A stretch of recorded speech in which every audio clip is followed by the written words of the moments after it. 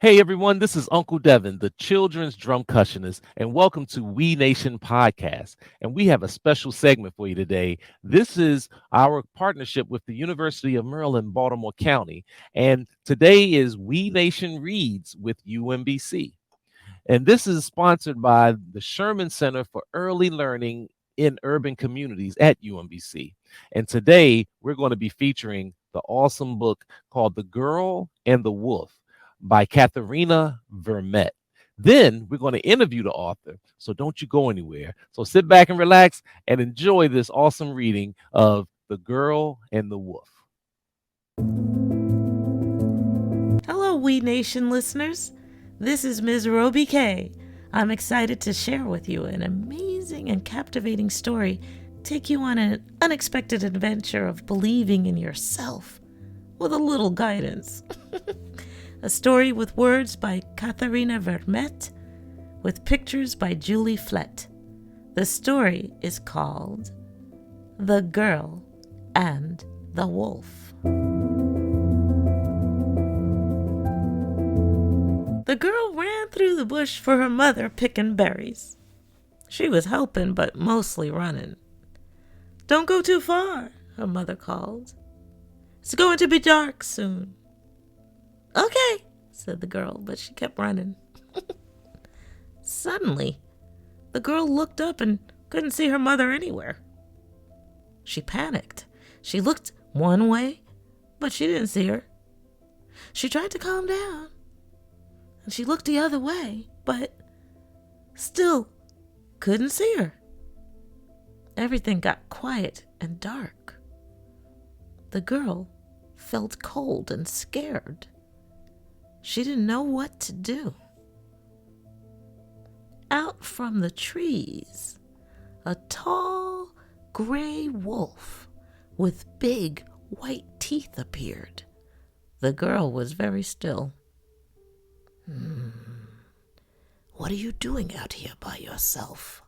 asked the wolf. "I lost my mother," she said. I can't see my way back."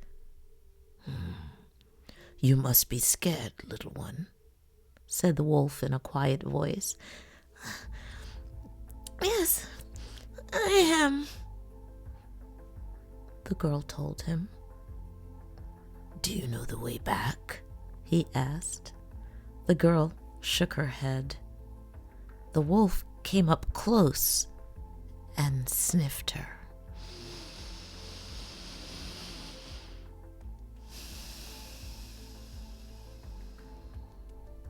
His wolf breath was hot and stink of meat. "I think I know where you come from, little one," said the wolf, "but it is almost dark. You must be hungry." "Yes, I am," nodded the girl, and her stomach grumbled. "Do you know how to hunt?" asked the wolf. The girl shook her head. "What are you going to do?" asked the wolf. The girl looked around. Everything was quieter and darker. The girl felt very cold and scared. I don't know," she said sadly. "Yes, you do," said the wolf. The wolf told her, "Take a deep breath. Close your eyes and look. What do you see?" The girl did what he said, and when she opened her eyes, she saw something that made her feel better. I can eat those berries. They are safe to eat, the ones by the stream, where the water is safe to drink." She pointed. "Ah, that's good, little one," said the wolf. "Let's go." The girl was drinking gobs and ate 2 handfuls of berries. "Now, what are you going to do?" asked the wolf. The girl looked around, and everything was still quiet and pretty dark. "I don't know," she said sadly. Yes, you do, the wolf told her. Take a deep breath. Close your eyes and look. What do you see? The girl did what he said, and when she opened her eyes, she saw something that made her feel better. The skinny tree's over there. That's where we camped, the girl said with a big grin, and the gray wolf nodded and smiled at her with his big white teeth. The girl started walking but was really running. She ran to the air that smelled like her family. She laughed out loud and looked to her side, but she didn't see the gray wolf anywhere. She looked one way, but she didn't see him. She was looking the other way, but she still couldn't see him. Just then, her mother appeared with her basket full of berries. "Oh, my girl," her mother cried, "I told you not to go far." "Mama, I was lost and a wolf helped me," the girl told her mother. Her mother was surprised. "A wolf?" Yes, the girl said. "He was big and gray. At first I thought he was going to hurt me." Her mother smiled. "Real wolves can hurt people, but I've heard of old stories about wolves to help lost children." The girl smiled. She was glad the wolf had been the helping kind. When they returned to their camp that night, the girl told everyone about her big adventure and her special wolf. That night, she tied tobacco in a red cloth and left it at the bush's edge because she didn't know a better way to say thank you. The end. Hey everyone, this is Uncle Devin, the children's drumcussionist, and we just finished listening to a reading of the children's book, The Girl and the Wolf, by Katherena Vermette, illustrated by Julie Flett. And it was such an awesome book. And we're going to be interviewing the author in just a moment. But first, let me just let you know that you're listening to We Nation Radio, the best in family-friendly global beats for little feet. We stream R&B, hip-hop, funk, jazz, reggae, calypso, go-go, and African world music, all for children 0 to 12 that is age-appropriate and culturally relevant. Now, this is our We Nation Reads with UMBC segment, where we focus on children's books. And I hope you like children's books because I know I do. We are partnering with UMBC's Sherman Center for Early Learning through Urban Communities by offering our We Nation Reads program as a resource to participating teachers and families in their diverse books project. This project aims to ensure that early childhood educators at their partner schools have access to high quality, diverse children's books and opportunities to share ideas and insights about their use. And today's story is an excellent story, and I am so honored to have the author of The Girl and the Wolf here on We Nation Reads with UMBC. Please help me to welcome Katherena Vermette. Welcome to We Nation Reads. Thank you. Thank you for having me. Oh, that was such an awesome story. What inspired you to write your book, The Girl and the Wolf? Well, it came from a number of different kind of avenues and kind of came all together in a bit of a mash. I love fairy tales. It deeply inspired by Little Red Riding fairy tale. I loved, you got to love Little Red Riding Hood and all her amazing bravery, but also in my culture, the teachings that we've learned about the wolf is very different than the European teachings of the wolf. In our teachings, the wolf is a helper. The wolf is someone who kind of shows the way and in some cases guides little children, which is what this story is about, the wolf being a helper. When I was reading the book, it did remind me. I first thought about Little Red Riding Hood, but you're right. It's a total different spin on it. Instead of the wolf being mean and bad, it was a wolf that was helpful, and so I definitely connected with that right away. And so, also a part of the book, I know that it reminded me of empowering children to believe in themselves. Talk a Hmm. little bit about that story. Hmm. I really came from this, like, I love practices of mindfulness. I really love the idea of, we all have the strength inside of ourselves to be able to get through anything, right? And sometimes it just takes a moment of like stopping and breathing.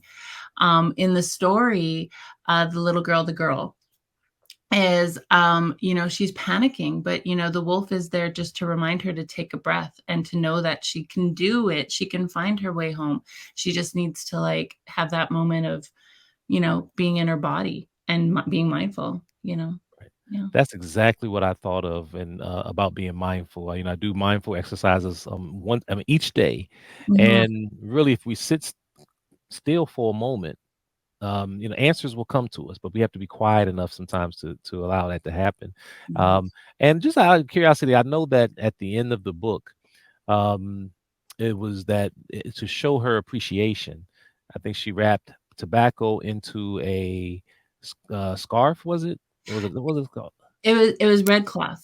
Red It was cloth. red cloth, yeah, Was and there that any significance behind that? well, tobacco is one of our sacred medicines. The tobacco or sima is the medicine that connects us to the spirit world, but it is also something that we give when we ask for something, and also when we want to give thanks. So in this way, the girl was leaving tobacco at the edge of the bush, to give thanks to the wolf, because it's a gesture of thank you. It's a gesture of appreciation, and it's the highest gesture to be able to say. Beautiful story. I love that. I knew that there was some significance. I've worked with the American Indian movement for years, and so they've told me a lot. So I kind of had idea that was related to that. So how many children's books have you written? I have written eight Wow. eight children's books. So this was kind of a standalone book, and previous to this, I wrote a series based on the seven grandfather teachings. So each there's seven of them, so there was seven books. There's one book per teaching. What made you decide to be an author? I love stories. I really love just making stuff up and hanging out with in my imagination and with made up characters. I do all sorts of writings around, and the storybooks have been the most peaceful and beautiful. Like anytime you're working, in that child's mindset, that's where the fun happens. Yeah, Yes. I yeah, think that's what keeps me young. I mean, it's yeah. we adults make things too complicated sometimes, and I believe just like you say about mindfulness, children can teach us how to just see joy in the littlest of things, and Yeah. so I certainly appreciate that. And how about your non-children's books? How many books have you written? Let me see. I'm finishing up my third novel for grown-ups right now. What else have I I wrote a graphic novel series for young adults. I guess that kind of counts. They're Yeah. kind of kids. Don't tell them that, but they're still, they're young adults. And I've written a couple books of poetry and did some work in film as well. But yeah, I'm kind of all over the place, really. Okay.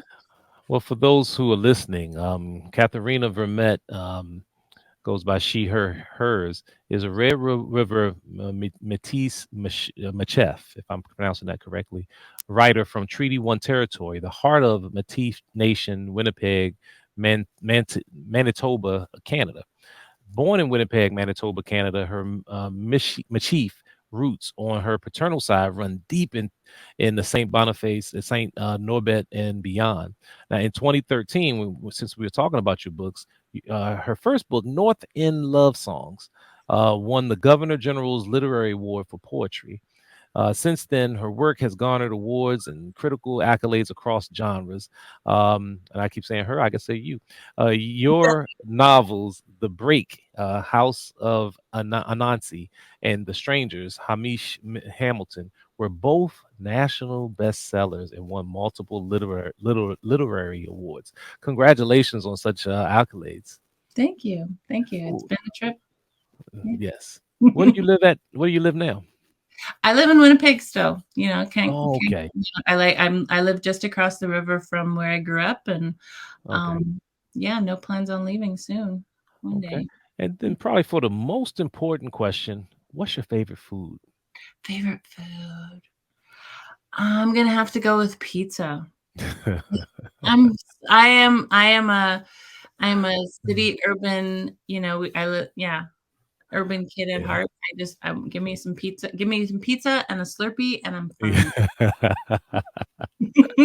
Oh, I love it. I tell my wife every time we go to New York, I got to get a slice. I don't care where I'm at. I just need to get a slice. And like a New York slice is different than I'm in Washington D.C., so it's totally different there. But It's what yeah, you gotta appreciate the really good one, not the fancy ones, because the mm, fancy no, mm, just the good ones. that's Yeah. right, absolutely. If someone wanted to learn more about you and your books, how can they do so? Easiest way is my website, katherenavermette.com. There's a lot of information on my different books and ways to get in touch, and Okay, yeah, that's probably the and easiest. and she spells her name Katherena